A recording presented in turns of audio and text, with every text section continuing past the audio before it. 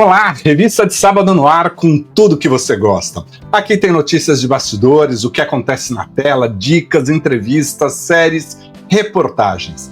Essa edição traz os seguintes destaques. Semana de demissões e saídas da TV. Kátia Fonseca deixa o Melhor da Tarde e vai se dedicar ao conteúdo na internet, pelo menos por enquanto. Nesta revista de sábado, o Geodean Alves relembra 5 apresentadoras que deixaram a TV para encontrar a felicidade em outras plataformas. Sérgio Aguiar deixa a Record. Ele foi considerado sofisticado demais para o novo Jornal da Record. Estreias no SBT dividem opiniões. Dorama Meu Amor das Estrelas sobrevive, mas novela Eternamente Apaixonados ficará só no Mais SBT. Vale Tudo bate recorde de audiência, mas na mesma semana volta a oscilar para baixo. Daqui a pouco, Marcos Costa fala sobre plumas e paetês e a Ana Giardini traz como dica o documentário Titã, um desastre do oceano. Tem também o Giro do Val e o Júnior Guesla com seu olhar sobre Love Dance. A revista de sábado só está começando e por isso mesmo, aproveite para deixar o seu like, hypar o vídeo, comentar os assuntos e fazer a sua inscrição. E também, claro, indicar o canal do Vanucci a seus amigos. Na sexta-feira, a Record encerrou o contrato com Sérgio Aguiar, recentemente promovido a apresentador do Jornal da Record. Ele entrou no lugar do Celso Freitas. Foi uma surpresa nos bastidores da emissora. Em suas redes sociais, Sérgio Aguiar disse que um dos motivos para o seu desligamento é que ele foi considerado sofisticado demais para a nova fase do Jornal da Record. Existe isso? Justamente num jornal de rede em horário nobre?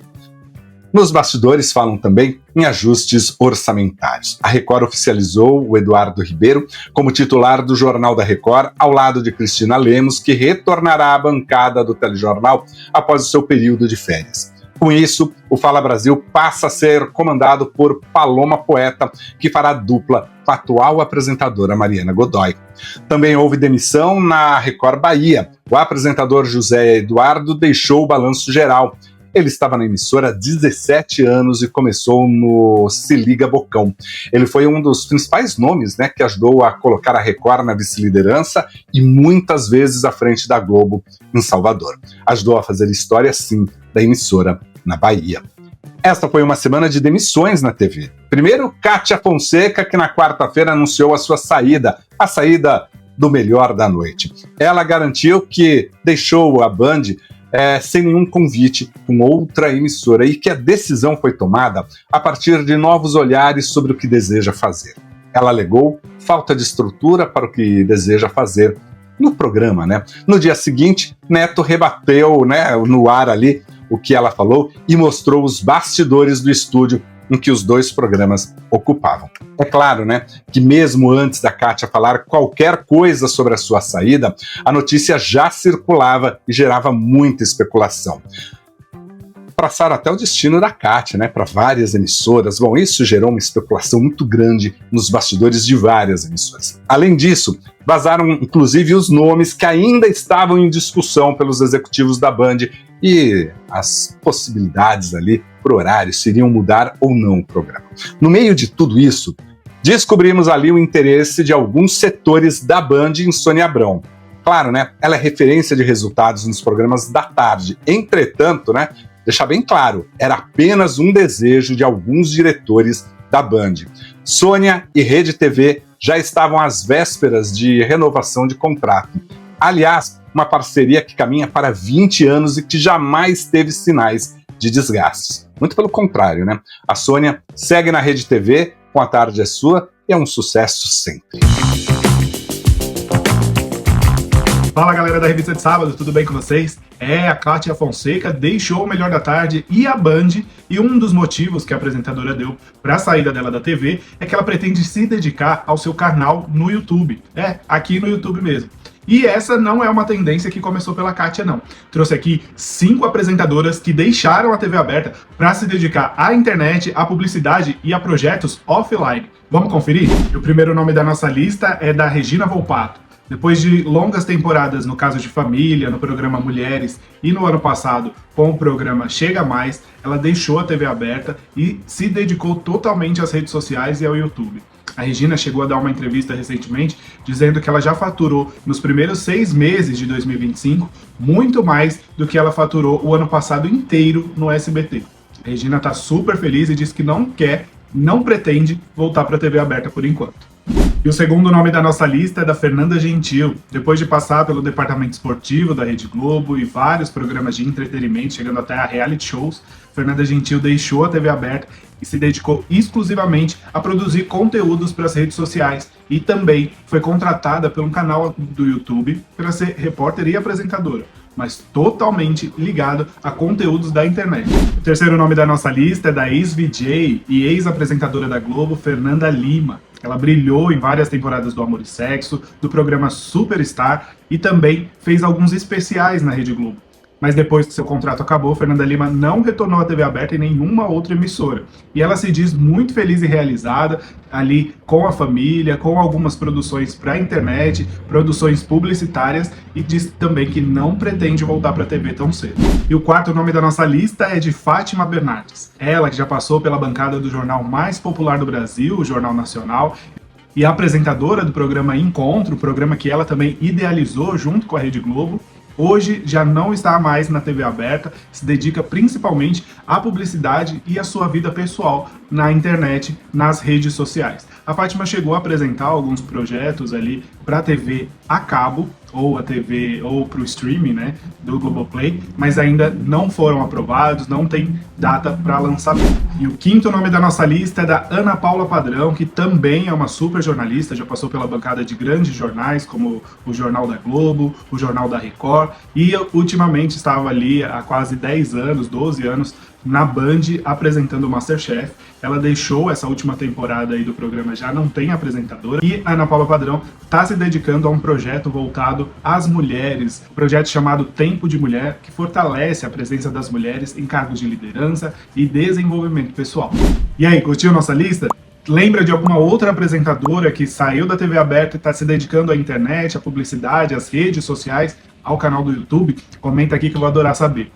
Um beijão e até a próxima lista. O SBT estreou nesta semana suas novidades na faixa da tarde. O dorama Meu Amor das Estrelas marcou 3,2 de média e 6,4 de share na segunda-feira. Na terça caiu para 2 de média e 4,2 de share. Na quarta-feira subiu para 2,3 de média e 4,7 do público do horário, né? E na quinta-feira manteve os 2,3 de média, mas com 4,8 de share. Já Eternamente Apaixonados estreou na segunda-feira com 2,5 de média, 4,3 de share. Na terça caiu para 1,4 de média, 2,6 de share. Na quarta subiu para 1,6 e 2,9 de share. E na quinta-feira, 2 de média, 3,6 de share. As duas produções registraram índices, audiência abaixo do esperado pelo alto comando do SBT. Eternamente Apaixonado foi cancelada na TV aberta. A partir de segunda-feira, não será exibida pelo SBT e sim seguirá apenas no Mais SBT. É isso que diz uma vinheta, uma chamada que está circulando neste final de semana nos intervalos do SBT.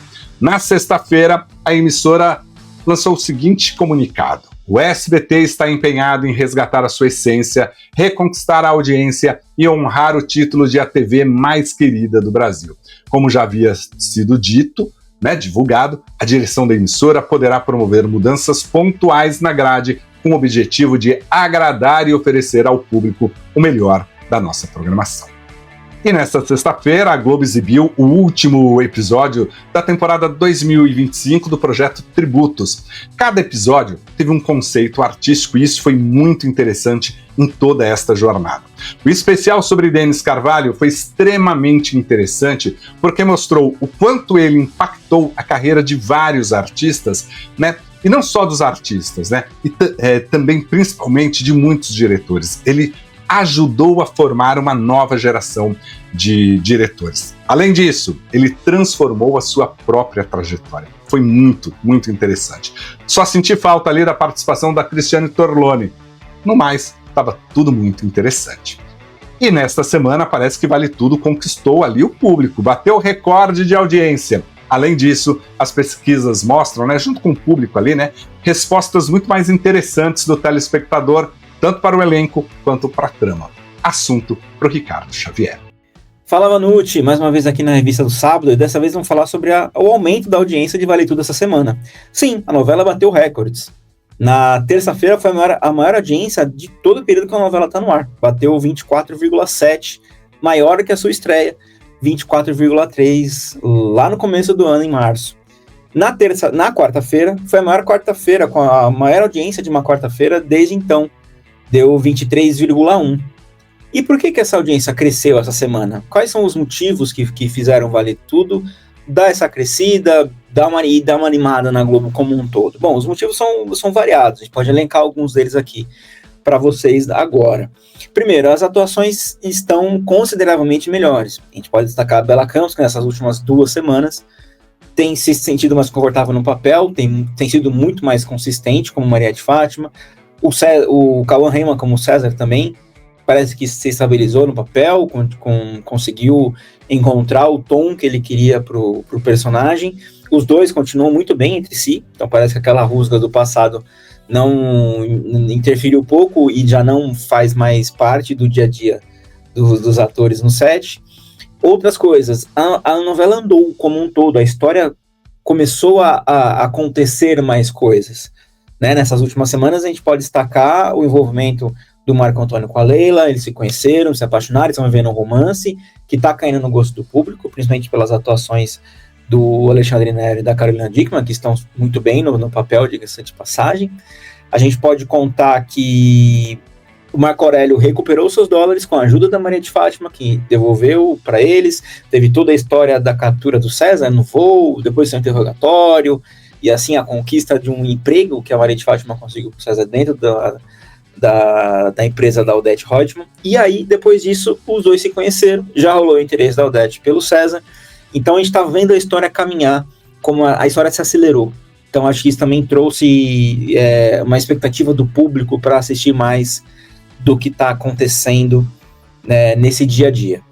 Logicamente vão ter outras pessoas que vão falar que a onda de frio em São Paulo ajudou as pessoas a ficarem mais em casa, para que essa audiência subisse nesses dias e no final dessa semana. Na terça-feira teve Jogo do Brasil, logo após a novela. Foi a estreia do Carlo Ancelotti aqui no Brasil, toda uma expectativa para ver esse jogo da seleção, que pode ter contribuído para essas altas audiências. Bom, no fim, o que a gente pode combinar é que tudo ajuda. Não apenas um fator que faz com que uma audiência aumente na novela, são vários fatores combinados. E nessa semana deu tudo certo para Vale Tudo, a audiência aumentou, a Globo está um pouco mais satisfeita. Então, talvez dê um fôlego a mais para que a novela continue. Vamos observar nas próximas semanas. Agora, se continuar essa insistência com Bebê Reborn, histórias que não fazem muito sentido para o cerne de Vale Tudo, aí não há frio, não há jogo de seleção que vá aguentar a audiência de Vale Tudo. Então, vamos observar. Vamos ver como ela continua daqui para frente e assistindo e acompanhando tudo aqui no canal do Vanucci. Até mais! E o que vocês estão achando de Love Dance? Esta é a nova aposta da Record para os seus domingos. Eu gostei da entrega artística, um bonito programa, viu? Mas eu quero saber a opinião do Júnior Guesla dessa mistura aí de dança e paquera. Fala Vanucci, fala turma da Revista de Sábado. A Record quer tentar repetir o feito que conseguiu com o Acerte ou Caia, que passou a incomodar o Domingo Legal. É verdade que agora o formato parece a cansar um pouco e o Domingo Legal vence com mais facilidade, consegue abrir uma sequência maior de vitórias, mas é um produto que ainda incomoda o SBT, diferente do que vinha acontecendo nos últimos tempos de Hora do Faro com o Rodrigo Faro lá na Record. Agora, na faixa das 6 da tarde, né, durante a pausa do futebol para o Mundial de Clubes da FIFA, a Record colocou no ar Love Dance, esse reality de amor e dança, ao mesmo tempo apresentado por Felipe Andreoli e Rafa Brites, a dupla que já está à frente do Power Couple simultaneamente. É um programa que já foi pré-gravado, né, em toda essa dinâmica, mas o fato é que o que se vê no ar é algo com um acabamento belíssimo, um cenário muito bonito, uma dinâmica entre Rafa e Felipe que a gente já comprovou que é muito boa dentro do Power Couple Brasil, e Marisa Hort, à frente dos comentários, comentarista fixa desse programa, traz aquele tom de humor e de fato se envolver ali com as apresentações e tudo mais. É um daqueles realities de fato de fim de tarde, de domingo, pra ver em família, pra ver com as pessoas que estão em casa junto com você, então tem um motivo de estar ali nesse horário das 18 horas, assim como o Canta Comigo esteve durante muito tempo. Nessa pausa para o futebol, então, nessa pausa para o Mundial de Clubes que afeta a Record diretamente, porque ela não tem os direitos de transmissão e por isso não terá o Brasileirão à disposição para fazer nesse momento, a tentativa, né, é tentar fazer frente ao SBT com um produto de qualidade. E isso, inegavelmente, o Love Dance é. Um produto de qualidade, me parece que num horário bastante interessante ali. O que a gente viu na estreia foi uma audiência aquém do que se esperava, mas ao mesmo tempo é muito perceptível que ali qualquer produto vai ter que ser muito batalhado para conseguir chegar até o SBT. A gente vive nesse momento, na briga entre segundo e terceiro lugar, uma situação talvez inédita na televisão brasileira. A gente tem a Record ganhando durante toda a semana em boa parte da programação do SBT e o SBT no domingo se mostrando cada vez mais imbatível por parte da Record.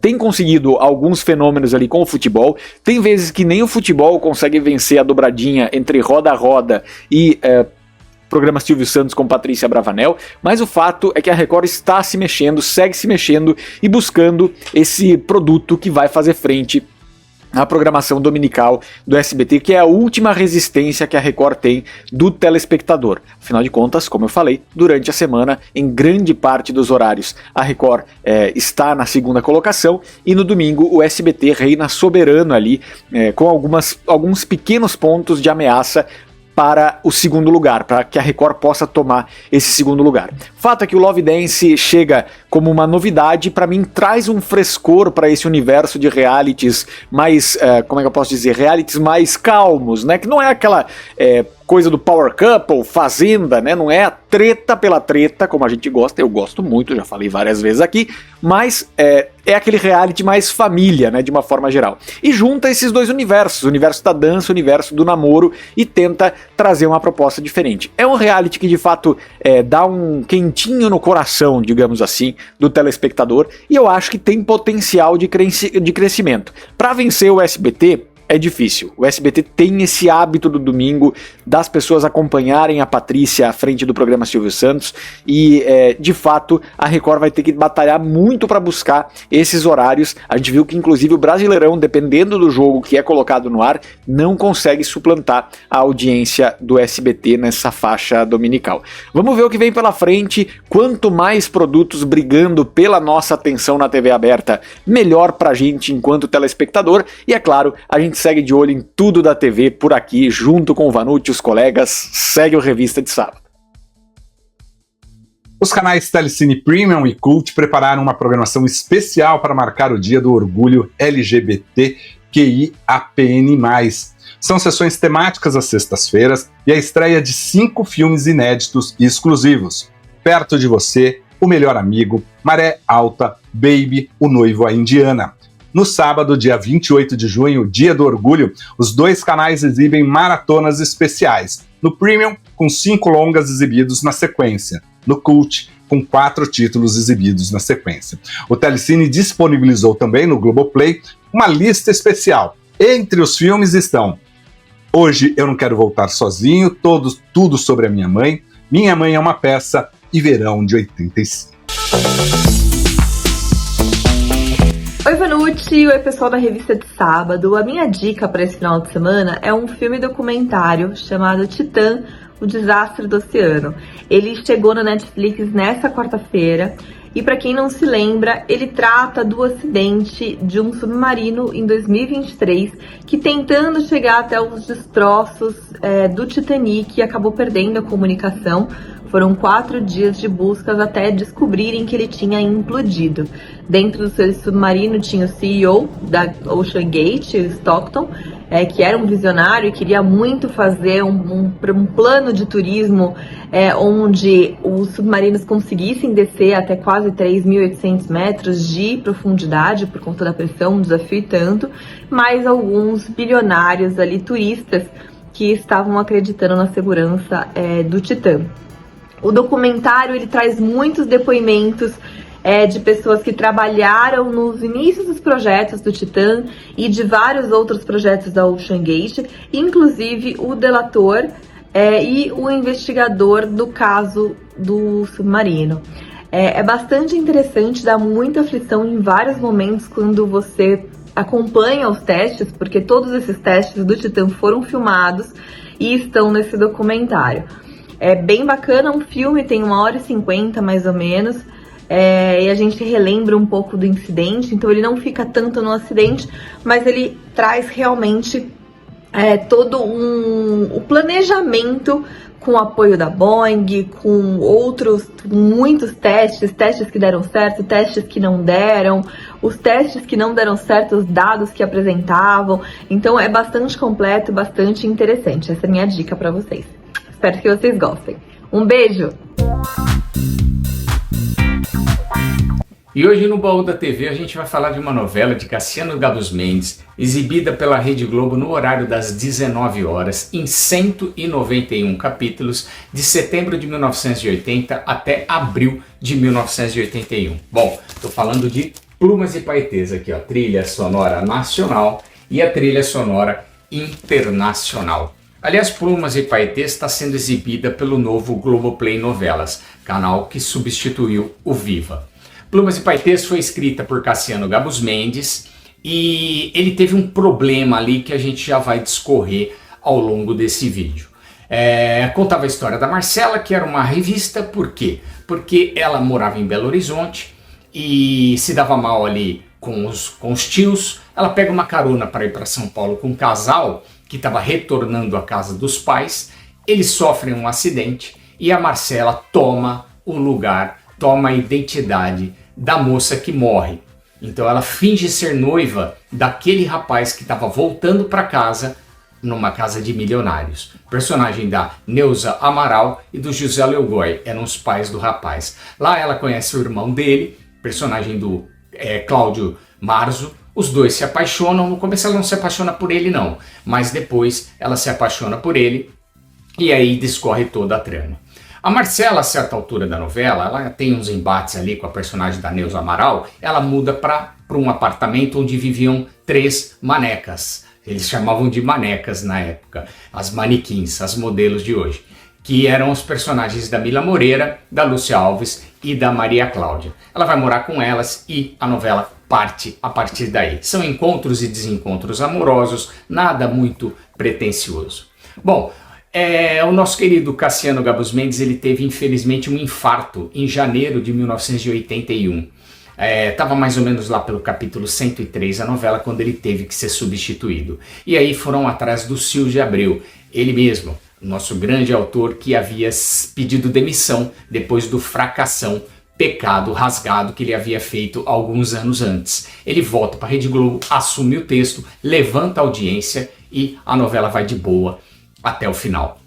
Plumas e Paetês marcou a estreia da Eva Vilma e do John Herbert, que eles já tinham feito par num seriado chamado Alô Doçura, de muitos anos atrás da TV Tupi, e foi a primeira novela deles na Globo. E foi um grande acerto, porque a Eva Vilma principalmente arrebentou no personagem da Rebeca, que tem lá uma fábrica, ela tem um gerente que é o John Herbert, apaixonado por ela, mas na realidade ela cai de amores pelo segurança da empresa, personagem do Paulo Goulart. E é muito divertida essa trama, muito, muito espirituosa. Não foi a primeira escolha para a personagem, porque a Eva Vilma iria fazer um personagem na novela Coração Alado.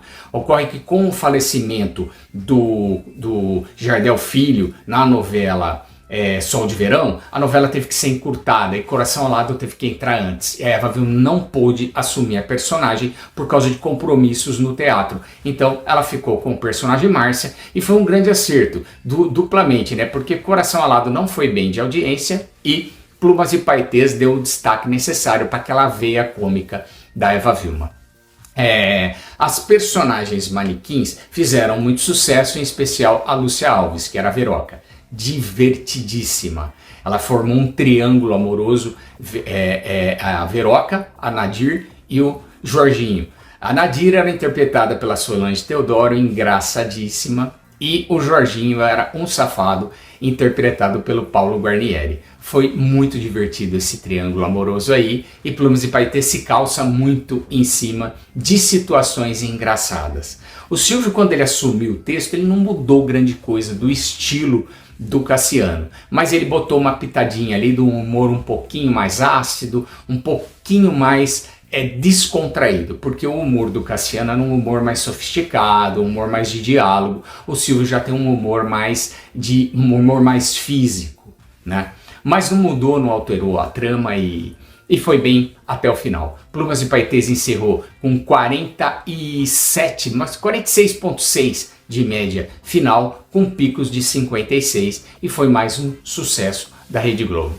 Bom, era a novela que eu queria trazer hoje para vocês. Plumas e Paetês está disponível na íntegra, os 191 capítulos, no Globoplay, e também está passando no Globoplay Novelas atualmente. Bom, era essa novela. Beijo! E a semana que vem a gente se vê novamente. Já está nas livrarias o Agressão, a escalada da violência doméstica no Brasil, da jornalista Ana Paula Araújo. A obra investiga as causas e os mecanismos, que mantêm a violência de gênero enraizada no cotidiano de milhares de mulheres brasileiras.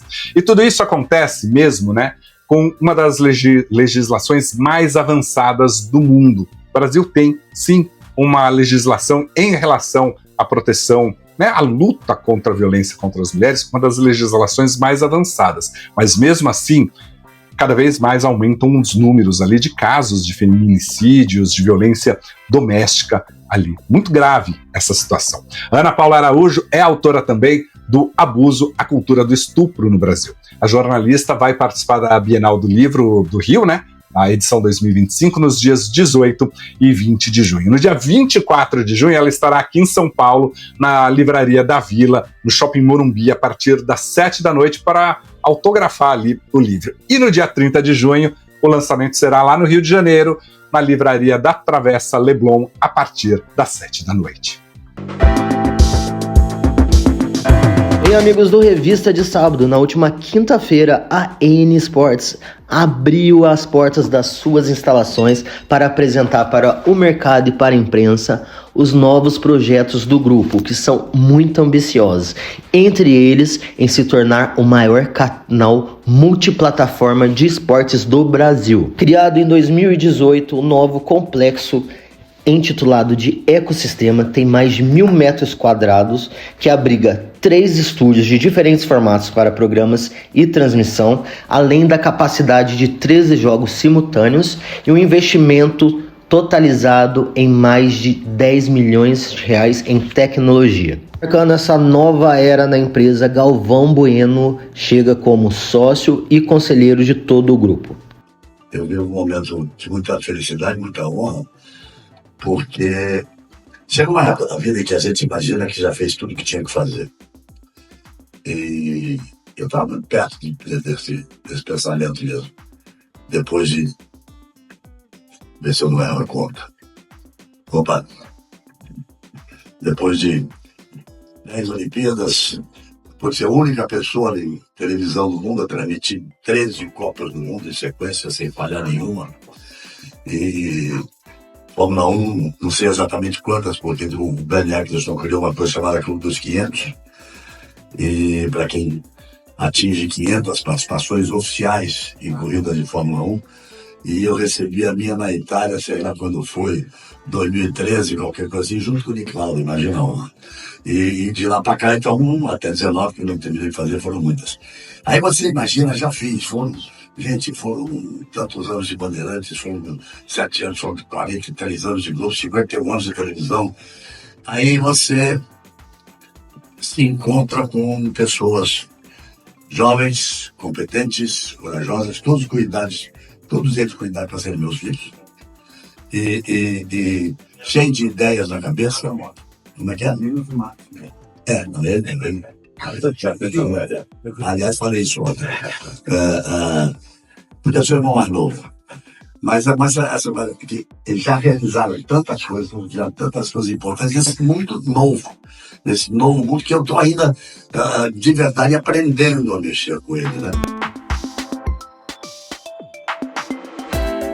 A promessa de a cada 15 dias anunciar um novo evento ou uma nova aquisição, o CEO Edinho Pote e também atual vice-presidente do Cruzeiro reforçou a presença do futebol feminino no futsal e de campo. O momento agora de se criar um legado e uma construção de valor para que continue perene do futebol feminino é agora. Os olhos vão virar para o Brasil. Então as nossas meninas precisam de suporte, precisam de apoio, precisam de atenção e que a gente possa não só em transmissão, mas construir valor para este produto do futebol feminino. O também CEO do grupo André Barros e fundador do canal Desimpedidos bateu um papo comigo, falou da proposta do canal de ser multigeracional, entre outras coisas. Berta, ela voltou a olhar com carinho para o esporte. As maiores audiências esse ano, tanto na Record como na TV Globo, foi o futebol. A Rede TV também, com vocês, né, com Desimpedidos, com ESPN, Disney+, Kauai também, nesse boom, estão colhendo os vários clubes. Como estão essas conversas? A gente acredita muito nessa integração.